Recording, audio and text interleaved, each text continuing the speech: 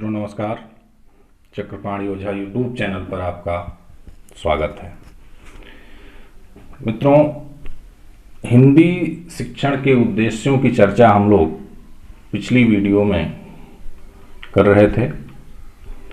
यह हिंदी शिक्षण का उद्देश्य जो प्रकरण है यह बीएड के छात्रों के लिए तो आवश्यक है ही, दूसरी अन्य प्रतियोगी परीक्षाओं जैसे नेट और टीटीस और सीटेट जैसी परीक्षाओं में भी इससे संबंधित प्रश्न अक्सर पूछे जाते रहे हैं। इसलिए हम लोगों को हिंदी शिक्षण के उद्देश्यों, उनके सामान्य उद्देश्यों और विशिष्ट उद्देश्यों पर बात करनी चाहिए। आज हम लोग हिंदी शिक्षण के सामान्य उद्देश्य पर बात करेंगे, अध्ययन करेंगे।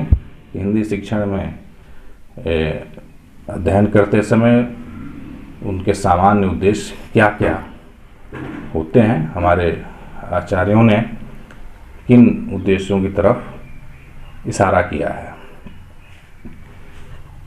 जैसा कि हमारे विचारकों ने, हिंदी साहित्य के विद्वानों ने सामान्य उद्देश्य निर्धारित करते हुए बताया है कि शुद्ध, सरल, स्पष्ट एवं प्रभावशाली उचित भाव भंगिमाओं के साथ वाचन करके काव्य कला एवं अभिनय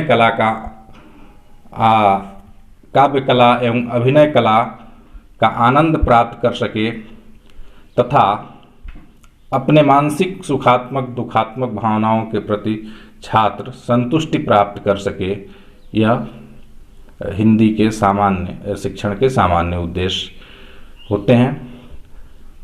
वह अपने विचारों, अपनी अनुभूतियों को प्रभावशाली ढंग से प्रस्तुत करने में सक्षम हो सके तथा ज्ञान प्राप्त करने और मनोरंजन के लिए पढ़ना, लिखना, गद्य पद्य में निहित आनंद और चमत्कार से परिचय प्राप्त कराना, पुस्तकों में निहित ज्ञान भंडार का अवलोकन कराना तथा बालक की स्वाध्यायशीलता के प्रति रुचि उत्पन्न कराना मातृभाषा शिक्षण के महत्वपूर्ण उद्देश्य निर्धारित किए गए हैं। कहा गया है कि मातृभाषा शिक्षण का सामान्य उद्देश्य होना चाहिए कि क्रमबद्ध विचार प्रणाली और भाव अभिव्यंजन में दक्ष बनाना, बालकों के शब्दों, वाक्यांशों तथा लोकोक्तियों आदि के कोश में वृद्धि करना, उनको शुद्धता एवं गति का निरंतर विकास करते हुए वाचन का अभ्यास कराना, ज्ञान क्षेत्र तथा विवेक का निरंतर विकास करते हुए चरित्र निर्माण कराना, यह सामान्य उद्देश्य निर्धारित किया गया है। दूसरा कि विभिन्न शैलियों का परिचय कराकर अपनी उपयुक्त शैली के विकास में सहायता करना, उन्हें यानी छात्रों को, विद्यार्थियों को सत्य साहित्य के सृजन की प्रेरणा देना, जिससे वे अपने अवकाश के समय का सदुपयोग कर सकें तथा अपने व्यक्तिगत तथा सामाजिक जीवन को सुसंस्कृत एवं सुंदर बना सकें।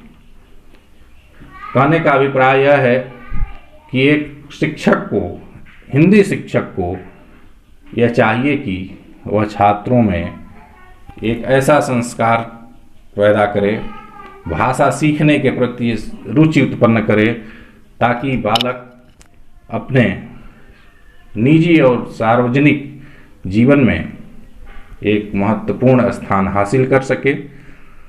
साथ ही बालकों को मानव स्वभाव एवं चरित्र के अध्ययन का अवसर प्रदान कराना भी शिक्षण का सामान्य उद्देश्य होना चाहिए।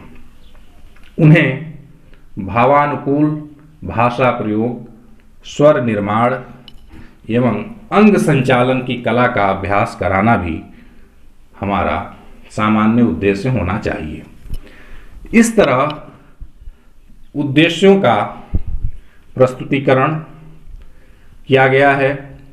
हिंदी शिक्षक को शिक्षण कार्य करते समय इन सामान्य उद्देश्यों की तरफ हमेशा ध्यान देना चाहिए कि आप अपने बालक के भीतर, अपने छात्र के भीतर इन उद्देश्यों को बढ़ाने का काम कर रहे हैं या नहीं कर रहे हैं।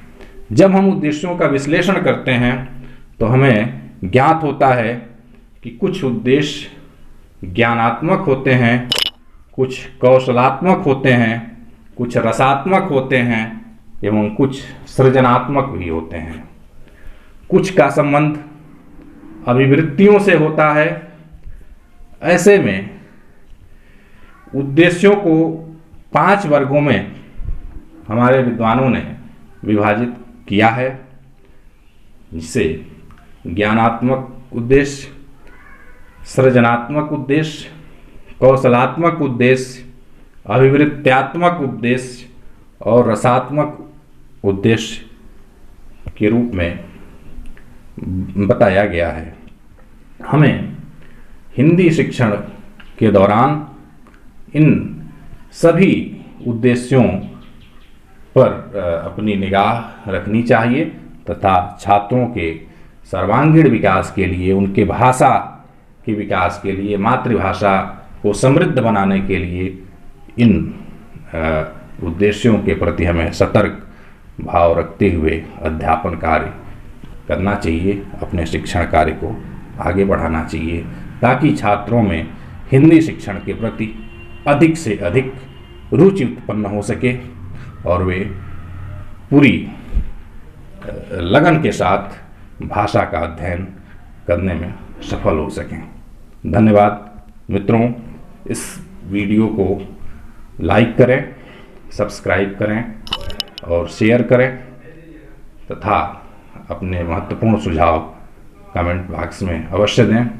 आपने अपना अमूल्य समय दिया, इसके लिए बहुत बहुत धन्यवाद।